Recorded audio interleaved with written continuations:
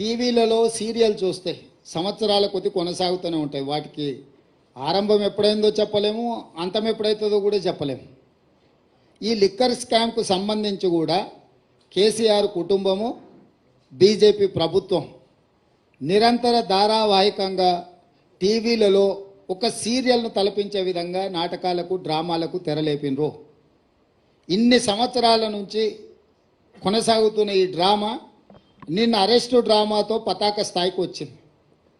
అసలు ఇన్ని రోజుల నుంచి ఇంతమందిని అరెస్టు చేసి ఇప్పటి వరకు అరెస్టు చేయకపోవడము, రెండవది ఈరోజు ఎన్నికల నోటిఫికేషన్ వస్తుందనంటే ఒకరోజు ముందు అరెస్టు డ్రామాకు తెరలేపడము దేనికి సంకేతం ఇది?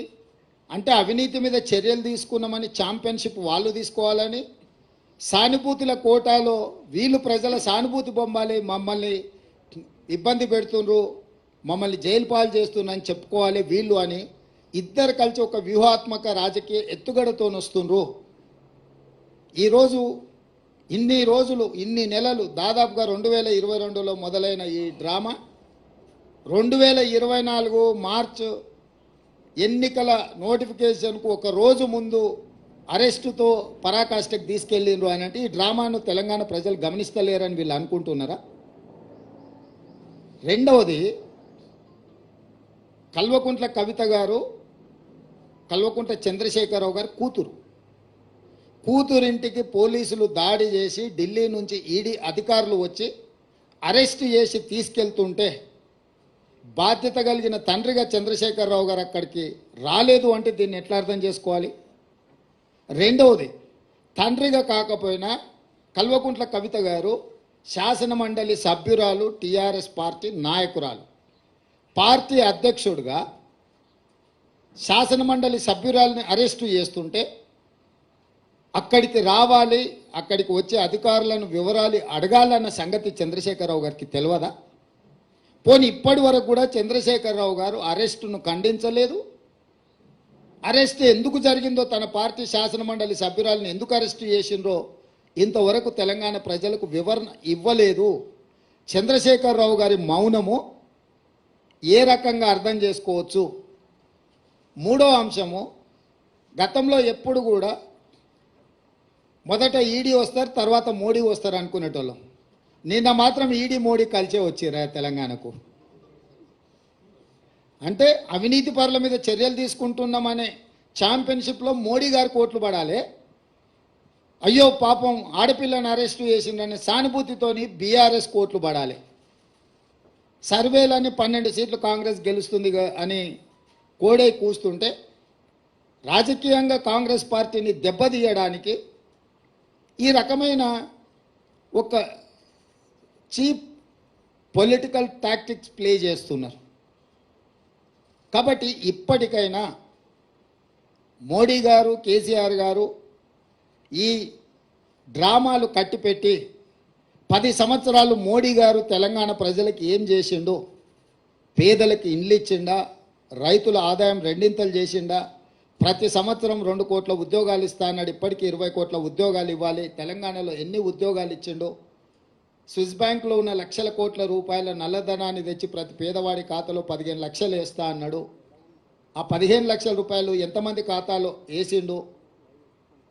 మనకు ఇస్తా అన్న పునర్విభజన చట్టంలో బయ్యారం ఉక్కు కర్మాగారం ఎందుకు ఇవ్వలేదు? కాజీపేట రైల్వే కోచ్ ఫ్యాక్టరీ ఎందుకు ఇవ్వలేదు? ఐఐఎం ఎందుకు ఇవ్వలేదు?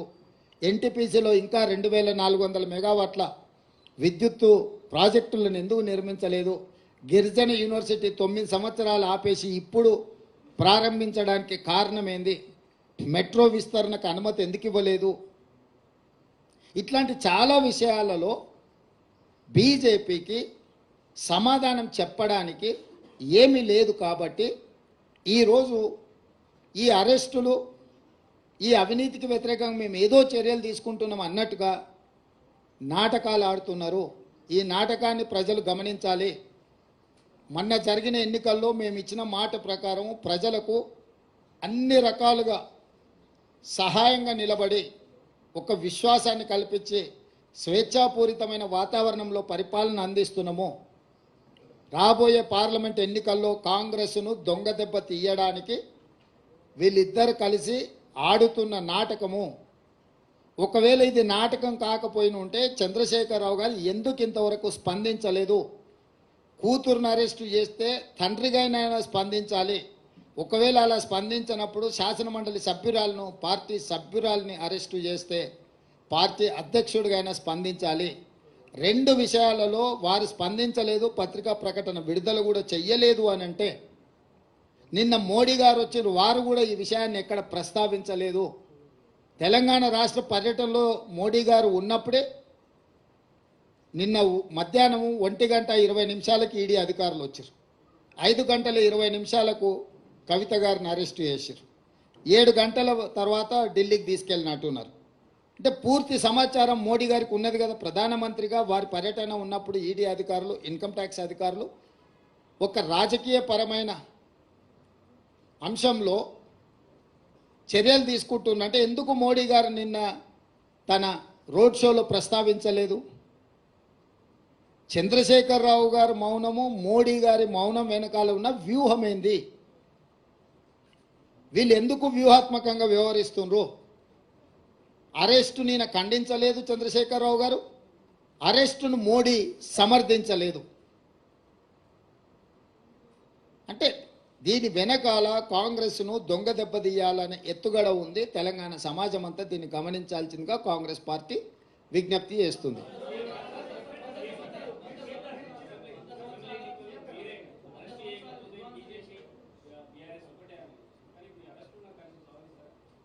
నేను అరెస్టును సందర్భం, ఇద్దరు నాయకుల యొక్క స్పందన రావాలి.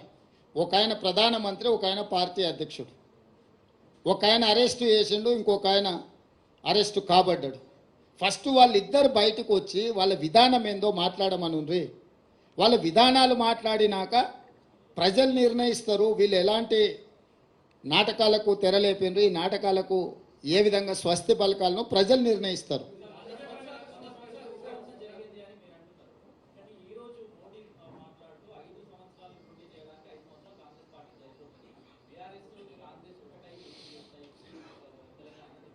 ఇప్పుడు నేనేమంటున్నానంటే 10 సంవత్సరాలు ప్రధానమంత్రిగా ఉన్న మోడీ గారు ఇట్లాంటి చౌకబారు ప్రకటనలు చేయడం వారి స్థాయికి తగదు. వారు 12-13 సంవత్సరాలు ముఖ్యమంత్రిగా ఉన్నారు, 10 సంవత్సరాలు ప్రధానమంత్రిగా ఉన్నారు. నరేంద్ర మోడీ గారు, మోడీ గారి మోడల్ అంటే ప్రజలకు ఏం చేసిండో వివరించి ఈ 10 సంవత్సరాల నా ప్రోగ్రెస్ రిపోర్ట్ ఇది, ఈ ప్రాతిపదికన మాకు ఓట్లు వేయండి అని తెలంగాణను అడగాలి.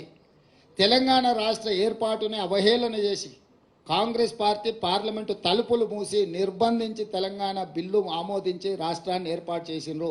తల్లిని చంపి పిల్లను బ్రతికించిండ్రు అని మోడీ గారు మాట్లాడినరు. అంటే తెలంగాణ రాష్ట్ర ఏర్పాటు ప్రక్రియనే అవహేళన చేసి చట్టసభలలో మాట్లాడి రాజ్యసభలో, లోక్సభలో తెలంగాణను అవమానించిన మోడీ గారికి తెలంగాణ రాష్ట్రం గురించి మాట్లాడడానికి, తెలంగాణ అనే పదం పలకడానికి కూడా వారికి అర్హత లేదు. ఓట్లు అడగడం చాలా దూరం. ఈరోజు బీజేపీ నాయకులు